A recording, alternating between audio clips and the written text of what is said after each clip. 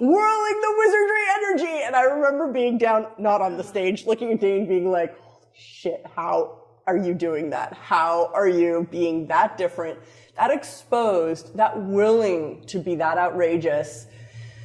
That's the first time I really like saw your courage of being you and not letting people's judgments like stop you from accessing the magic that you have available. Wow. And what's funny is I had totally forgotten about that until you bring it up right now. And I remember that. And I remember also being terrified and excited. Right. You know, terrified because of what are we terrified about? All the judgments. Being judged and just being different. What all that? Being judged, being different, I think really we're terrified of being free. We're terrified of not having somebody else be able to put us in a box. Wow. And I was terrified of that. And we say we're terrified of the judgments, which we think we are. I think we're really terrified of not giving a fuck about people's judgments, because then who would we be? Where would we be? Where would we go? And you bringing that up reminds me of that. And I was terrified, you know, terrified and excited all at the same time. I love that, terrified. Totally, that was it, man. But like you said, being always wins when you choose it. But it's also a choice that we have. And I remember choosing it, and he said, be outrageous. And I went, fine. I'd been given permission to be outrageous for perhaps one of the first times in my life. And I was like, let's see where this leads. Well, being outrageous is definitely something like I've seen really work for you. That it really works for you. Like you do outrageous like really well. Like Dane, you make outrageous look really good. That's awesome. Thanks.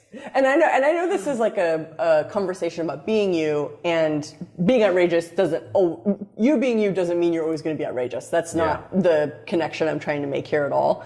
And I think the being outrageous thing is in the context of making an impression on people and really showing up in the world, which is something you've been really committed to and interested in.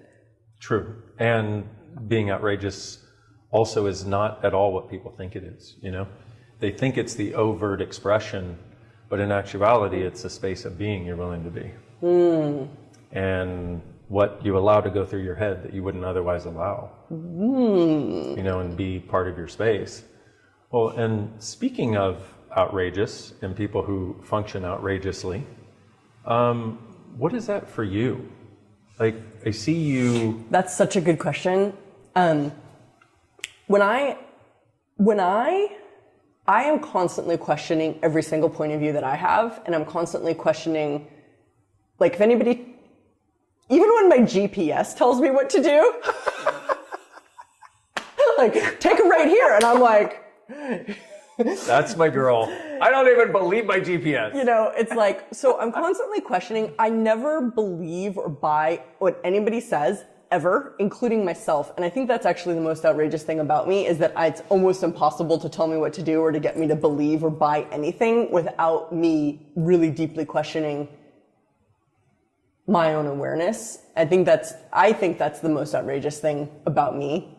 Well, I like that you said including myself.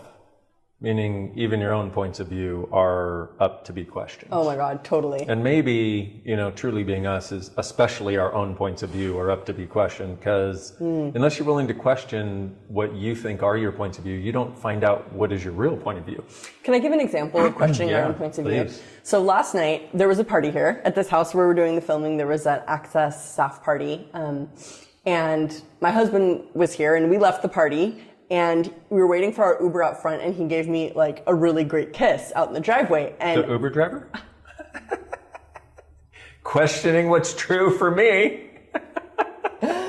My husband was giving me a really nice kiss out in the driveway when we were waiting for the Uber. And I noticed that after, like, in the end of the kiss, I was angry. And I noticed it, and instead of judging myself and making myself wrong, I shouldn't be angry, I should be whatever, all these things I should be, I went, okay, I noticed I'm angry, and then we just got in the car and drove home. Went to bed, woke up this morning, and I mentioned to my husband, I was like, so I had this thing come up last night. You know, I was angry, and I'm like wondering who I'm being, or is this me, or what am I aware of? So it's even these feelings or emotions and things that so many of us consider normal behavior. I mean, we live in a world where anger is considered a normal behavior, which I would like to question. You and me both. So it's really questioning, like, when everything comes up, like when I'm angry, when I'm confused, when I'm judgy, when there's any kind of like, not ease, joy, and glory, I'm often questioning, like, Who am I being? Is this someone else's? So always being in the question, I would say, is the most outrageous choice that I make. Well, I love that about you. And, you pointing that out is like, it's one of those where it's like, so let's say you had not been in the question. Because what most people do is, I'm angry, and then they look for a reason and justification for why I am angry. Right. Not, anger was flying through the air and it slapped me in the face while I was making out with my hubby. You know what I mean? It's like, so what you do is you short circuit the potential black hole that you could create by staying as a question. And I knew that anger wasn't being me. I know that when I'm an angry bitch, ladies, I know that that's not me. I know it isn't really me. So I have to question it. Anger. Okay. And this anger thing, I think, can segue into like a much larger conversation, which isn't really my intention, but because we have such amazing tools for dealing with so many amazing things. Yeah. And being in the question constantly, let's face it, that's different. Truly. Very different. But that's also an element of being, because part of this thing about being is, we've probably said that word way too many times today already. Being you. But part of it is like, we're bringing back being. Bringing being Restoration of being. Boom. We're done. That's it. But part of the thing about being is, what would an infinite being choose? Like a being that was being, what would that being be? So that's a great question. What would an infinite being choose? That's one of the questions that I've used over the years to find me. Yeah. In the face of all of the stuff that life can throw at you. Yeah. Well, you grew up knowing, like, you were exposed to this capacity at what, 8? Somewhere really 12. young. I'd say 12. Okay. So here you are, 12 years old, realizing that you can see spirits and talk to them and they talk to you. Yeah. And like, so give me a sense of, because I think, so this is such a great example of something that is out there, quote unquote, from most people's realities. Right.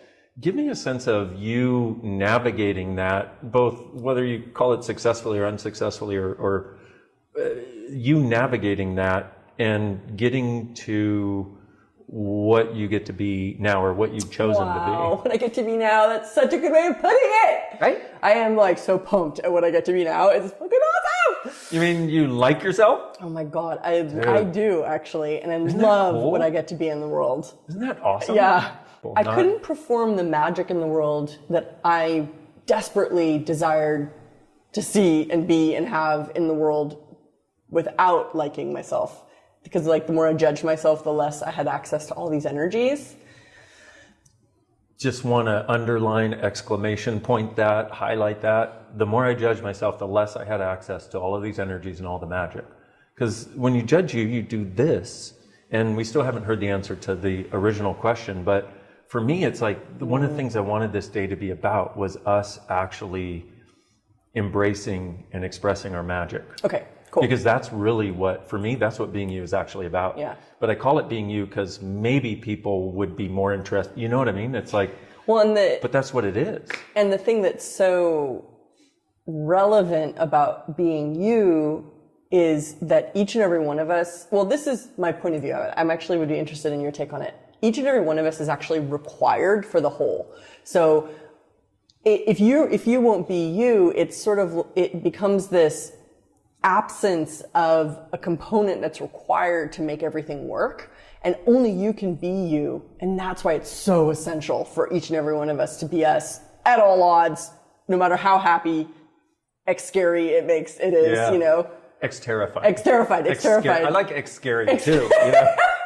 It's scary. I'm scared. What is that? It's scary. I'm scared right now. Don't you see? I'm scared. It's kind of like if your bones, right? It's kind of like, you know, you're trying to build your bones. You're a growing young kid, you know, trying to build your bones. And calcium is like, Yeah. I'm so not going to be calcium. Calcium's like, I don't really like myself. I can't be part of this because my mom told me I was wrong. And exactly, right? And we are all part of the whole. This is the thing that, but here's the thing about being also is that when you have access to your being, you acknowledge that freely and it empowers. It becomes a gift access rather than to being is such a huge key. And rather than needing to pretend that you're not part of the whole, when you're willing to be you, that fact that you are part of the whole becomes something that props you up, that elevates you. It makes it a lot easier to be you, yeah. Yeah. I want to go, let's go back to that thing about entities, but also I have a question about access to your being, if I could ask it afterwards. Sure. Or before, wherever you want. Remember.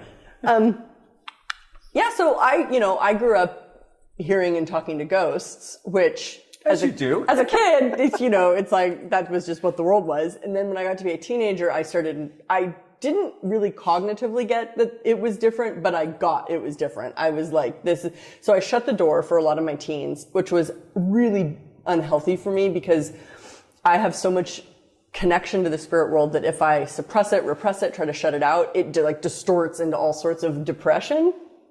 See what you did there? Yeah. But I also had access to access consciousness because Gary Douglas, who's the founder, is my father. And so he basically tricked me. And when I was suicidal in my late teens he tricked me kind of like into getting my bars read and using some of the tools. And I started noticing like I didn't want to kill myself anymore. And I was like, I feel better. I wonder what's going on here. I was like, I started noticing that every time that I used the tools, I was happier. And so I kept choosing more access and kept choosing more access. And then what access does is it gives you more access to you.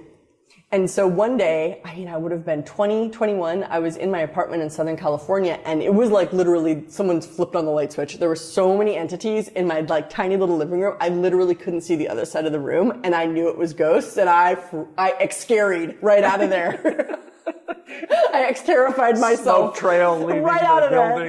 there. And I called my dad. I was like, trauma drama. And he's like, that's great, hun. And he was being really positive. And I was like, I don't want to be a freak. I don't want to be a freak. I don't want to be a freak. And so I shut the door. I refused. And the entities left, but they didn't really leave. I just went unconscious to them.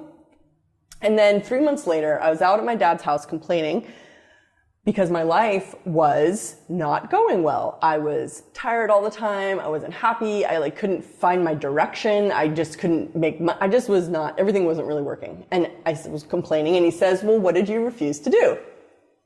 I refused to talk to the entities. And it was in that moment that I got that my awareness of the spirit world was such a quintessential aspect of my being that shutting it out was essentially like cutting off my arms and my legs and then wondering why I couldn't walk. Right. So I was like, okay, I'm scared of this, excited/scared of this, but whatever this is, I'll see. I'll take a gamble because right now I'm in so much pain, I've got to do something different. So I chose to talk to the entities. And then I started opening my mouth about this, what I was aware of the spirit world. And I started facilitating. So as you're doing that, goodness, I kind of wish we had a whole day just to, Oh, we do. It's called Being You Day. You should try it. It's awesome because being you always wins. No, I'm just kidding. We're not kidding. We're not actually kidding. But so you talked about because there's so many people out there that have cut off fundamental parts of their being because it wasn't acceptable to other people. Right. Because they couldn't see how they were going to do it or make money at it. They were judged for it. They judged for being too much, all these things, right? And you described this energy of it literally compressing your life to the point where you were getting suicidal, etc. From not being open to it, yeah. Yeah. And so as you're talking about this, as you started opening up to it and being willing to actually give voice to it, there's this sense of things starting to go like this. Mm-hmm. Is that how you would describe it? And so for somebody watching who's like, how do I do that? Right. Do you have any... you have to have more courage than your hesitations. Because I remember doing these sessions for people when I was very young and just thinking the entire time, I'm fucking crazy. This person's crazy. Why are they talking to me? Why are they paying me? But at the same time as hesitating and judging myself completely about it, I made myself do it. Right. I think that's really the difference. I think that's really what makes the difference. I would force myself to do things that I was extremely uncomfortable with, that I was very excited/scared of. Because I just had to see what was on the other side. I couldn't stand living my life at the effect of my limitations. I just couldn't. I just limitations, couldn't. Yeah.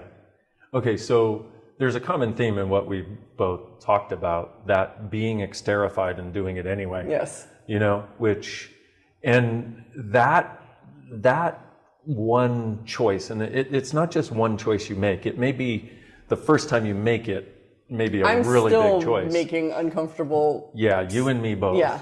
And that's the thing. But at the same time, like, you're making uncomfortable choices. I continuously make uncomfortable choices. But what I've seen is the people that have fulfilling lives are willing to make the uncomfortable choices over and over and over and over, because you make one choice, it'll change things, and then you'll be in a whole new situation that you can get greater from by making yet another uncomfortable choice. But following your knowing along the way, not just making choices that are uncomfortable so that you can feel bad about yourself. Yeah, it's not the thing about doing something that scares you every day. That's not what we actually mean, because a lot of the choices that we've both made for greater have not been terrifying. They've actually been exciting and nurturing and attractive and easy too. Like, that does happen too. It's not always difficult. In fact, I would say it gets to the point where even making an terrifying choice, it becomes way more exciting than terrifying. I do feel, but you got to get there. I don't know if this helps.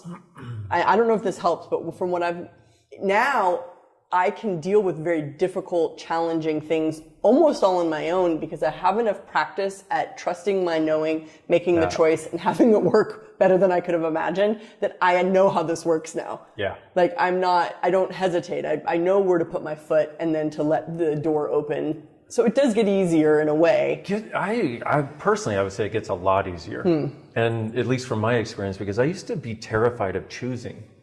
Really? Yeah, because I didn't want to choose wrong. Oh, right. I didn't want to choose wrong. And I always knew that if I was choosing, it was going to be wrong. Wow. Because no matter what I chose when I was a kid, I was wrong from everybody else's point of view. Right. And, and a lot of people have grown up with that, so they're afraid of choosing. So, like Shannon said, practice. Just practice choosing. And practice choosing. And practice choosing. And do it from practice. Like, hey, I may screw this one up, but I'm going to practice. At least I'll get more practice choosing. And you will screw it up. Like, that's 100% you will mess up. And every time I've messed up, it's gotten me a step closer to being more of me and greater. Every time. Every time. And I'm with you on that. Every single time. And also, I love what Brené Brown says. She's one of the peeps I like to, listen to, because she says some brilliant stuff. And she says, it's not a question of whether you're going to fail. You are going to fail. Yeah. You are going to fail. We all are. Yeah. And if you're not okay with that, well, get okay with it, because it's going to happen. And even if you're not as involved, see, we're both involved and really love the exploration of finding out what else we can be, what else we can do, what else we can choose. Right. And even if you're only trying to avoid that exploration, if you didn't avoid it and instead were like, okay, I'm going to fail, they've failed, everybody else has failed, fuck, it's just failure, let's go. I think I'm going to make that a meme. Fuck, it's just failure, let's go. Yeah. So as you navigated this and you started choosing, this is one of the other things, is you see somebody 20 years after going on that journey, and you're like, that's true. This isn't something this is literally 21 years of really steadfast commitment to trusting me, which I would say eventuated into being me. I didn't know I was being me in the beginning. Like, that wasn't my actually, that wasn't really my criteria for choosing. I was more like, I gotta trust my knowing. So it was me about really like cultivating knowing, which then I discovered was me being me. Right. That. And when you're being you, you do just have a sense of knowing. You have a sense of whether to zig or zag, because it's like, this is light, or, oh, that's not so light. But that also is practice. Because you got to realize we've grown up in a world that is basically, if you look at the world right now, it's virtually devoid of people being them. Yeah. But we get so inspired when we see those rare individuals that are, which of course is what today's about. Yay! Giving people as much exposure to those people who are just being them in a particular way, and inspiring us to know that we all have the choice. God, and how liberating it was for me to realize I could just be me. Like, I didn't have to be like you. I didn't have to be like somebody else. Like, in fact, I can't. Exactly. And as soon as I realized that, I remember I was doing this radio interview that Max, my husband, organized in Australia years ago. And I don't know, actually it was for a Talk to Entities class. It was like the local public radio, and I was advertising a class, and she was asking me questions. And at the end, she asked me, what famous person, if you could be any famous person throughout history and in the world, who would you be? And I really thought about it, and I was like, nobody, I would just be me. She said nobody had ever responded with that. I've never, ever wanted to be anybody else, awesome. ever. Wow. Because I think there are a lot of people out there who have wanted to be other people as a way of avoiding or getting out of a pain, a problem, a suffering, an inability, an incapacity. But and I would say, like, look, if there's somebody out there that you admire for something, recognize that you admire that in them because you have it within you also. Otherwise, you wouldn't even notice it, and you sure as hell wouldn't admire it. And one of the things I tell people to do is write down the list of between 5 and 10 people that you admire and why. I love that. And then look at what they have that you admire and acknowledge, if I admire it in them, it must be in me also. And what's it going to take for me to see more of that in myself and be more of that? Wow, that's really cool. I also like that exercise because I hope that if you do it, you really get to look at the person that you admire too, because we can do a lot of positive judgment. Like I was thinking, like, well, on my list, Nelson Mandela would be on my list, but I was like, I don't really know him. I've not even read his book. I should probably read his book. That's like, so I need to educate myself more. Yeah. But also but here's the thing is, if you see something, even if it's your projection about them. Okay.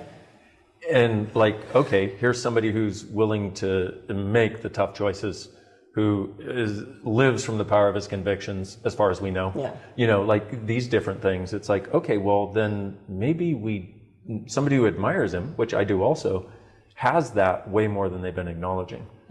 And I've seen that as one of the ways of getting to what's true for us, because this whole idea of the exploration, the discovery, the celebration of being us is like, how do we get there? You know what I mean? And so there are so many clues how do we get that there? Can help. Yeah. When you said a few minutes ago, you said, you're saying it in context, which I can't remember the context, but you said access to their being. How do people lose access to their being? By being born on this planet to people. That's what I've seen. And then what have you found gives people greater access to their being? So many things. You know, my overall answer would be choice. And continuously choosing, even if it's wrong. Because in that journey, you course correct naturally to more of what's true for you. I love that, yeah. And most people are sitting back here not willing to choose, like I was before. Right. And also for me, when I started Access, I was like, okay, I'm just going to choose things. You know, and I tell people now, I'm like, I have screwed up way more things than most people have ever chosen. I'm going to testify. It's true, guys. He's not just saying that to make himself, you know, it's true. Dane has screwed up. And the thing that I have such respect for is that every screw up, and you're so generous about it too, because you share so much of what you've messed up and how you got through it. And it's just I have such respect for that, like to really acknowledge, like, yep, I messed up, and this is where I had to choose from there. Thank you. And for me, I do that because I'm hoping to You've given me so much more courage. You've given me so much courage in that way. Thank you. Thank you. And for those of you that don't know, Shannon ran my bars, and if you don't know what bars is, it's this really light touch thing where somebody puts their hands on your head for about an hour or so. She quite literally saved my life, because I was at a place where I had planned the date that I was going to end my life, because I had done so many things to try to change it. And I have infinite and never-ending gratitude for you, my dear. And I thank you. And I thank you for being who you are, and I thank you for being in the space and the place where you were, where I could meet you and start this friggin' journey of being. Because that's why I wanted to die, because I didn't have access to my being, and I gave up hope of ever finding it. Right. Without really knowing that that's why you were so bummed. Yeah, exactly. And here you come with your magic hands and access bars. And being always wins. Yeah, boom. Being always wins. Any last words you want to say to all these amazing people? Get into it, guys. If not you, then who? If not you, then who? Exactly. You gotta be you. Yep. And I want to make it really clear also, and said this several times throughout the day, even though a lot of us, will bring up access consciousness and the tools, and that it's been this thing of, it's sort of like, octane booster for your car. It's like it makes a journey a lot faster. Yeah. You know what I mean? But I don't care whether it's access or whatever. It's like, just choose. I love that, yeah. And choose what makes you lighter. Choose what brings you joy. Choose what makes you happier. Choose what seems like it would be fun. And once again, be willing to fail. Because we all do, and it doesn't hurt nearly as much as any of us think. Yeah, and what a cool world would it be if all of you guys were choosing, course correcting, choosing, succeeding, failing, course correcting, choosing. How much more joy would there be? Yeah. So, thank you, my dear. Thank you, Danny.